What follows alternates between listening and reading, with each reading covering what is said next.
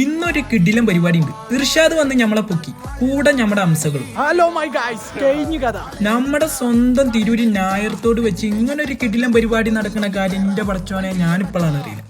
എന്തായാലും കേട്ട പാതി കേൾക്കാത്ത പാതി ചെക്കന്റെ വണ്ടിന്റെ ബാക്കിലടി ചാടി കയറി സ്പോട്ടിലെത്തി. വന്നത് മുതലായോ എന്ന് വെച്ചാൽ എന്റെ മോനെ മുതലിന്റെ മുതല്.